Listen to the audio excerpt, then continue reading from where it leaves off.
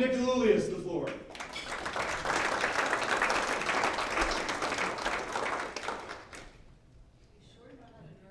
Well, I'll tell you, but I'm sort of, I guess I got the embarrassing things out of the way early with the Downton Abbey reference, so I'm letting it all hang out today. But I want to thank Ethan for that kind introduction. And I've been a fan of the Rotary Club since I was a young man. I had an uncle who owned a shoe store on the south side, and he would let me tag along to your meetings from time to time. The mission of the Rotary, it's an important one. It's also a very impactful one, so kudos to all the people that participate in it. And it's really that mission that brings me to why I'm here today. And I think a quote from General Jim Mattis summarizes the purpose that I'm trying to achieve today. He said, quote, "In any walk of life, you must fervently fight false narratives. If you don't, you'll fall victim to the false narrative becoming fact. You can't pretend it will go away on its own. The age of social media and an activist press makes that only truer," unquote. So I certainly subscribe to what the General was saying there. And I'm here today basically to fight the false narratives about natural gas, about manufacturing, and about the true doers of this great region, many of who are in the room here today. And I humbly assert that I should have some standing to make the case today, not just because I work in these industries, but maybe more importantly because I'm from here. So my family, it's been Italy and Pittsburgh ever since. My grandfathers and my dad, they worked in the steel mills and on the railroads. And I've lived my entire life within a 5-mile radius, bounded by Mount Washington right across the river here and the South Hills of Pittsburgh. So I can't see myself moving to Florida on a golf course or Vail on some ski slope or into a $1 million glorified closet in Manhattan. I don't golf. You can tell from my pasty complexion, I don't tan all that well. I can ski, but I can't stop and turn. That's a problem. That's a series of problems. And for me, the best part of a trip to New York City, honestly, is when the wheels are lifting up from the runway at LaGuardia and you're on your way home. So I'm all in when it comes to Western PA, February weather and all. And it's not my nature to be standing here either. I'm an introvert. I, like many out there in the room today and within the doer community, we've historically subscribed to what I call political quietism. When we're attacked or when the unethical are slandering us, what do? We typically keep our heads down, we bite our tongue, and we keep going to work. We've got thick skins because we function in the real world. So I assure you that I'm not here today because of a bruised ego. But political quietism and fence sitting, they can quickly mutate to enabling and appeasement. And there's implications with that are much worse than hurt feelings. So in the short term, you may avoid scrutiny and attack, but in the long term, you're going to be cooked. Because you can be certain that political quietism is fatal when applied as a defense against today's aggression on the left. And doing so only results in you being next. It doesn't avoid your demise. It only slightly delays it while making it more certain as the enemy is strengthening. And I'm using the term left here very specifically. That is not the same as liberal or Democrat. In fact, it couldn't be more different. A true liberal supports individual rights. And there are Democrats out there who are huge supporters of our region. True liberals and such Democrats should be celebrated. Now, I'm talking and taking exception to an extremist, a different animal altogether, someone who's anti-capitalist, anti-middle class, anti-individual, and frankly, anti-American. And we know what I said about political quietism, unfortunately, is true because history is littered with its abject failures. If you think about Neville Chamberlain managing Germany in the 1930s, hey, let's let them take Czechoslovakia, and I'm sure they'll stop there. How did that appeasement turn out?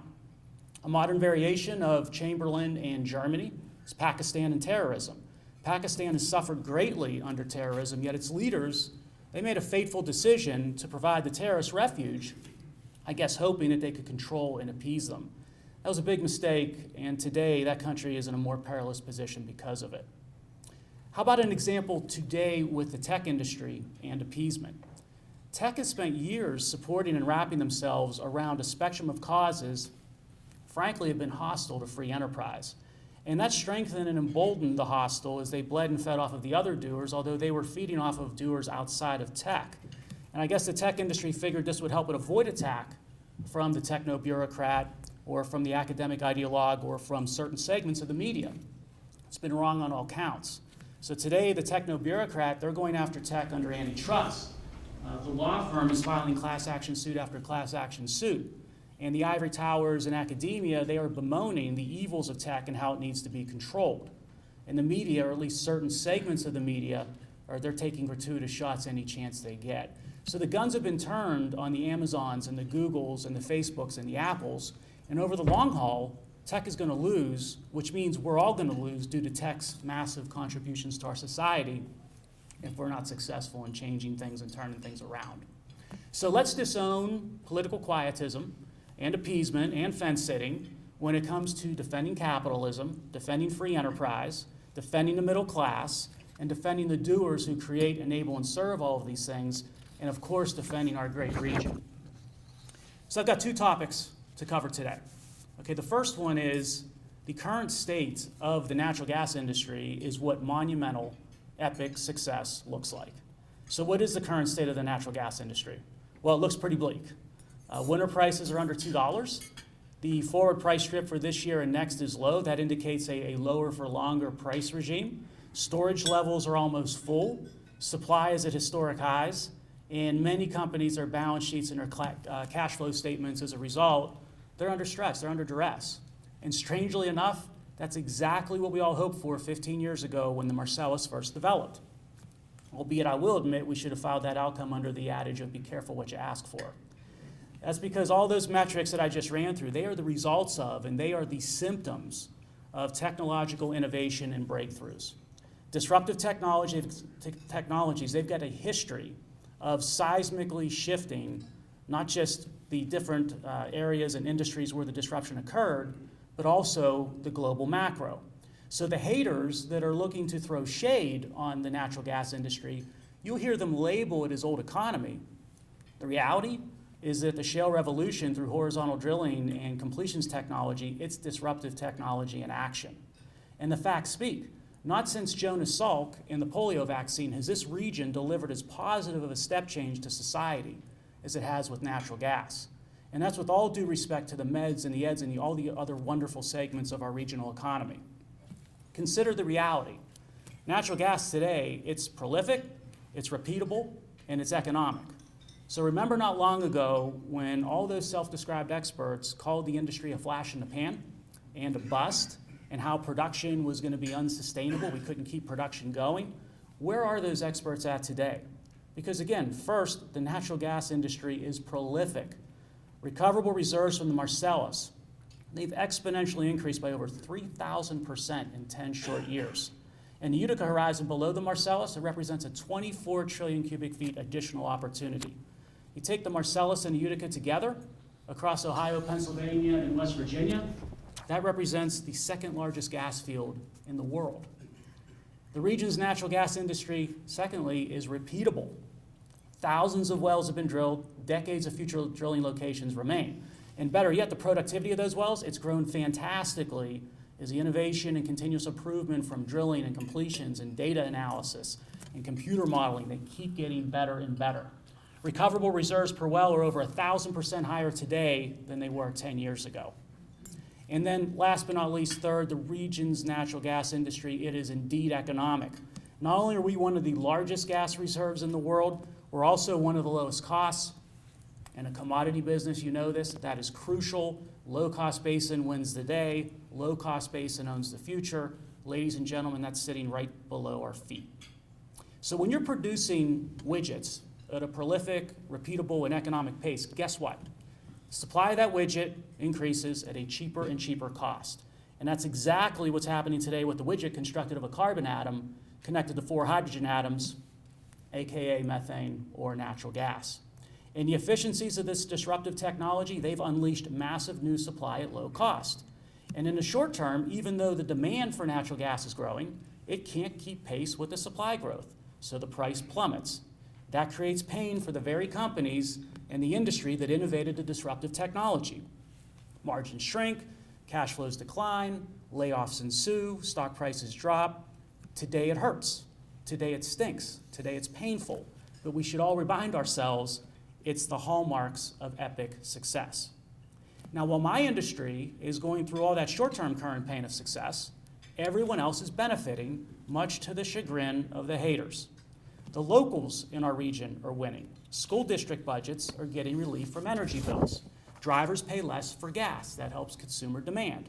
Manufacturing facilities, and I'm talking about Edgar Thomson and Braddock, two startups in South Point, they're seeing profit margins grow as one of their key cost areas are being reduced. The building trades are booming, and they're reviving the middle class. Thank God for that. New industries are being born that are being built by the building trades, like the petrochemical industry starting out in Beaver County. Household budgets are getting relief, another stimulant for consumer demand. And local air quality is improving as clean-burning natural gas takes over the power grid. The nation's winning. I don't know if you've noticed this or not, but OPEC, their back is now broken. The United States is the energy superpower of the world and a net energy exporter. That helps our balance of trade, that helps our trade deficit. Our enemies, whether it's Russia, who's hurting, or Iran and Venezuela, who are on their knees because of what we're doing with respect to energy, and no more endless wars for energy security. And now that we're building these massive liquefied natural gas or LNG facilities on our coasts to be able to export our natural gas, the world is winning. Access to energy in the developing world is going up because of this. That's lowering infant mortality rate. The cost of energy globally is plummeting. That drives longer life expectancies, particularly for the poor. Poland and Western Europe no longer held hostage by Russian energy brinkmanship. And the global economy comes away with a reduced carbon intensity as natural gas plays the leading role for global power generation. And the best news, in the long term, all these short-term benefits, they start to grow permanent demand for natural gas. That demand growth, it slowly balances with the supply of natural gas. That creates reasonable price regimes. Price levels where the substantive benefits that I just articulated, they remain, and where the innovators that deliver the supply, they become healthy and profitable. It's happening, and it's inevitable. That's why the Shell cracker facility in Beaver County, that's only the first. There's going to be 2 to 3 more in this region in the coming years. The same is true for our power grid as it continues to evolve into natural gas fired. And it's also true for the transportation fleet as we evolve to electric and compressed natural gas or CNG vehicles, both of them, of course, largely fueled by natural gas. Now, none of what I've summarized, as big of a surprise it might be to those inside our industry, should surprise those in the audience outside of the energy space, because you have seen this dynamic virtuous cycle time and time again. You saw it with microchips, you saw it with software, you see it with cell phones to smartphones, ride hailing, you've seen it with ETFs in the financial arena, digital media. There's plenty of exemplars that you can look to. But where these other examples not only lowered costs for all, they also eliminated other competition. So you see the disruption in the short term, it was to the innovators, but in the long term, the more impactful disruption, it was to the established or entrenched competition. So just like the horse and buggy fell to the automobile, today's taxis and newspapers, they are succumbing to the superior ride-hailing and digital media technologies. Natural gas and the shale revolution, if allowed to achieve, will do exactly the same thing to competition like renewables. Many of you may not realize this, but if Pennsylvania were a standalone developed nation of its own, it would be the only nation well on its way to meeting the Paris Climate Accord targets. Now, why was that? It wasn't because of renewables or all the subsidy that we shower on them. Instead, it was because of the inevitable switch to natural gas on the power grid. The disruptive technology, it's decarbonized Pennsylvania, and the extreme fringe of the environmental movement, frankly, hates that. Well, I'm sorry to report that renewables, they may have been rendered obsolete before they even had a chance because of what's going on with the shale revolution. Now, this story that's happening right here at ground zero, it should be the stuff that books, movies, prizes, and legend are made of. You're benefiting the middle class, you're improving human health, you're cleaning the air, rescuing the poor, you're unleashing individual rights and freedom across the globe. This is the most impactful things that one can think of. Yet natural gas and manufacturing, they get demonized and ridiculed on a consistent and regular basis by a cabal of misguided, insulated elites. And that brings me to the second subject of the talk today. And the subject's a simple one. The common thread tying the issues I'm going to cover in the next couple of minutes is one of gross inconsistency. That is, applying one standard to, say, natural gas or manufacturing, and then completely ignoring that standard when it comes to a favored cause or a favored stakeholder. Now, someone around here, a great football coaching philosopher, likes to say, the standard is the standard. What's good for the goose should be good for the gander. And if it's not good for both, then the standard that you're superimposing on a disfavored, it's biased and discriminatory. So with the principle of the standard being the standard, let's proceed. I want to start with Mayor Peduto. That's a guy who I like personally, but I could not disagree with more on policy. No city on earth sits atop more of this type of energy than Pittsburgh. And the mayor of the city, he wants to ban it to polish his environmental profile. Now his standard, justifying the extremist position, is a contrived list of future supposed harms, none of which can be demonstrated today. He'll go to an extreme to tarnish a once-in-a-generation opportunity, including using the next generation, high school kids, as props for the cameras when signing permission slips to allow them to skip school for a climate strike. Yet you're not going to find the mayor losing sleep when that enabling behavior provides one less day of education for those same kids who have to endure a Pittsburgh public school system that's producing 19.5% math proficiency and 42% English proficiency for 8th graders. That's a genuine, real, and current education crisis with our kids, taking a back seat to the vanity of the international photo op. So Mayor, the standard is the standard. If you want to focus on a real, current, and tangible crisis, let's solve together the reading and math proficiency scores of these kids. Stop placing your personal image outside of this region ahead of our kids' futures within the region. As to natural gas, there's no need to fabricate false and mysterious fears that are going to mystically manifest in the coming years. Pennsylvania natural gas, it's decarbonizing the atmosphere and clearing the air. Those problems are already well on their way to being solved. We also need to talk about academia, because within the ivory towers, or certain ivory towers, not Slippery Rock University, the standard never seems to be the standard. So let's consider one of our local esteemed academic institutions right down the road, Carnegie Mellon. Faculty there published research that implied natural gas development in Pennsylvania, it's hurting human health, and it's a net economic loser. The university also keeps talking about a carbon-free economy and a net negative carbon footprint. Carnegie Mellon is complicit in the standard not being the standard. First, that zero carbon newfangled thing. Carnegie Mellon, please explain how you function in a carbon-free economy and not violate the laws of thermodynamics where energy cannot be created nor destroyed. Because for centuries, the standard that's governed the real world has been the laws of thermodynamics. How do you mine the materials needed to make your windmills and solar panels? How do you transport them? How do you deploy these so-called renewables? And when you think about it, there's really nothing renewable about them at a scale to match the current power generation fleet. And how do you deal with not so sunny Oakland 3/4 of the year? Or what do you do in January when it's 0 degrees and the wind isn't blowing? How does the economy function when energy costs skyrocket exponentially because of these fool's errands? A zero carbon economy is an impossibility. And if anyone down at Carnegie Mellon needs to figure out why, I direct them to their own science and engineering library. The standard demands it all gets done on the back of carbon. Maybe also you could talk to a mentor of mine that I had back in 1990 at Carnegie Mellon. He used to tell me the only form of energy that doesn't have an impact on the environment is the form of energy that you don't use. Second, on Carnegie Mellon's research, finding natural gas is harmful to health and an economic loser. What types of standards do we apply when assessing health and economic prosperity? The ones I hear coming from academic quads are ones that are looking to carbon intensity, to middle-class job demand, mortality rates from natural hazards, and famine deaths. So applying those standards, I have some questions for those researchers.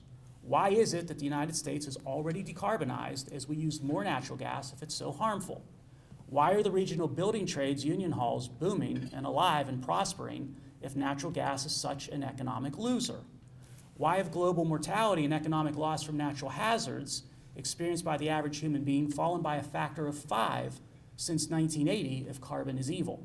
And how come global famine deaths per capita, they've plummeted precipitously as CO2 concentration has increased if carbon is the death of us all? Can we get a few of those PhDs on this puzzle, or these puzzles, so that we can make the standard be the standard? Now there's a gaggle of people, gaggle is a number, a few, of people making investment decisions, and here I'm talking about city public pension managers, a few local foundations with endowments, and a few regional university endowments, again, not Slippery Rock, that really struggle with the standard being the standard. You see, on one hand, they have or are considering purging their portfolios of fossil fuel investments. Supposedly, again, because that simple yet powerful molecule of a carbon atom attached to 4 hydrogen atoms, it poses a future evil threat. Now, as these people get caught up in this carbon-shaming mob mentality, they can't stay principled on the most blatant and obvious issues. That's because while they vilify in the name of tomorrow's climate, they're shamelessly investing into entities enabling oppression and creating risk to us today. What am I talking about?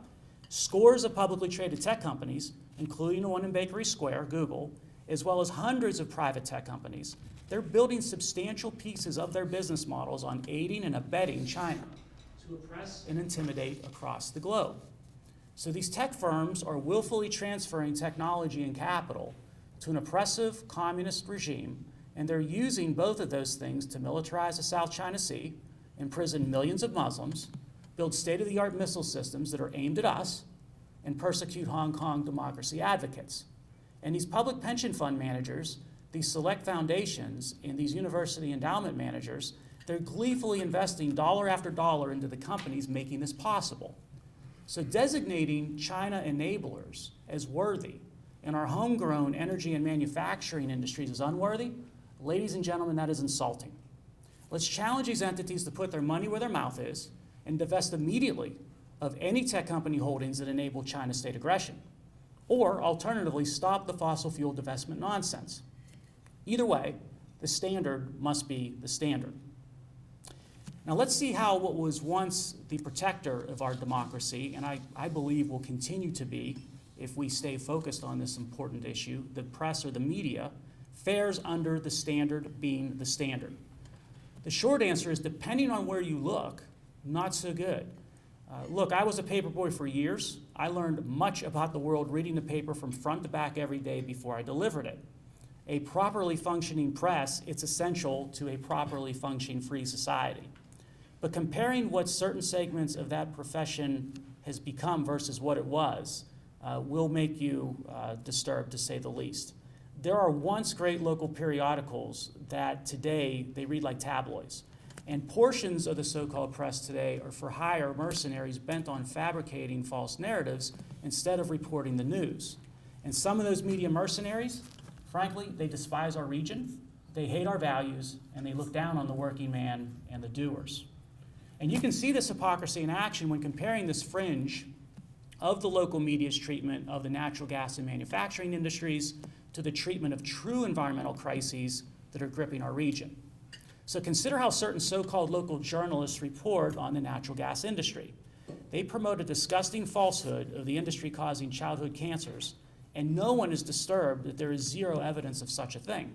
And when public officials can't find evidence of it, that subset of the media, they construct stories to make it sound like the lack of evidence is only a result of ineptitude or cover-up.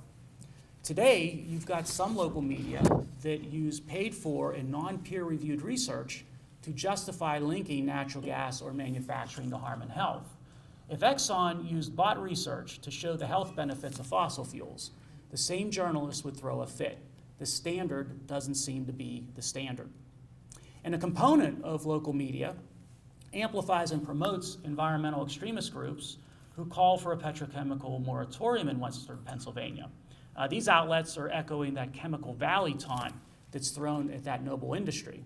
Some journalists have made their minds up that petrochemicals are not worthy because of a standard that some future unproven harm is going to accrue if we build these magnificent facilities. But the goalposts, they move with these same journalists when dealing with a favored industry or a favored company. Consider Uber as a case in point.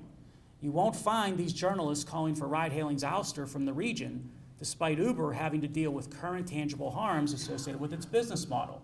Dozens of fatalities and thousands of alleged sexual assaults. Now, don't mistake this as an attack on Uber. I'm a fan, use it regularly, very happy that they are in Pittsburgh.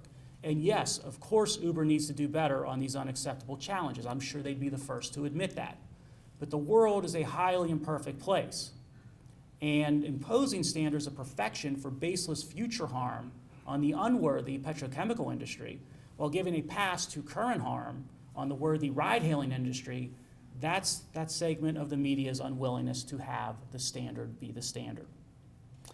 Then there's the most worrisome example, at least from my perspective of all, with this segment of media, a pair of true health and environmental crises that grip this great region.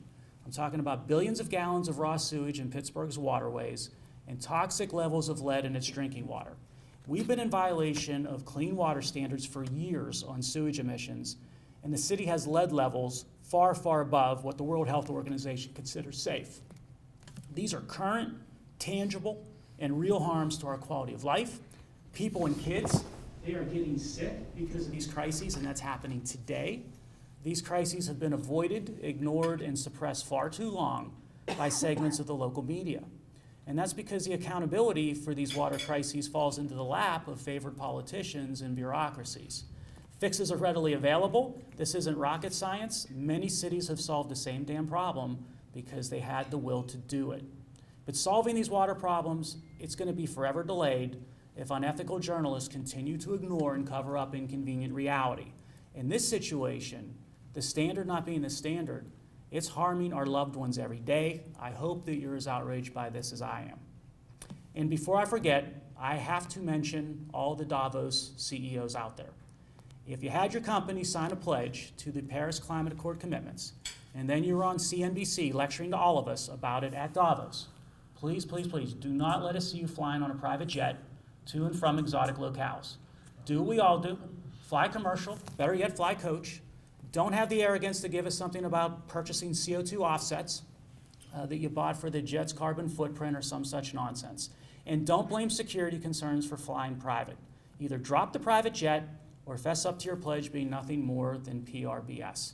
We'll respect you more under either scenario because then the standard would be the standard. You've all been very patient and kind. I thank you for that. I'm going to conclude with Aristotle. That is someone who my elite friends from the east side of town assure me was a really smart guy. And Aristotle, he spoke of two kinds of happiness. The first kind of happiness is having a good time, called hedonistic happiness. But that's hollow, that can be fleeting, and it really can't sustain the human spirit over the long haul. Second type of happiness, much more important. That is feeling purpose and fulfillment. That's the stuff that drive human beings to achieve. And this is what the enemy is looking to debase, taking noble and impactful industries like energy and manufacturing and slandering them as harmful, old, or dare I say deplorable. Our jobs are to restore the reputations of these industries, of capitalism, and of free enterprise as noble, impactful endeavors that we're all proud to be part of. Ladies and gentlemen, capitalism isn't dead, it's not broken, it's thriving. Natural gas isn't the problem, it's the answer. Manufacturing is not over, it has arisen. The working man in the middle class is not deplorable, he is the standard by which we should measure our success by. And workers in these noble industries, they have purpose, they are not victims. The dream isn't dead, it's just beginning. Thank you very much.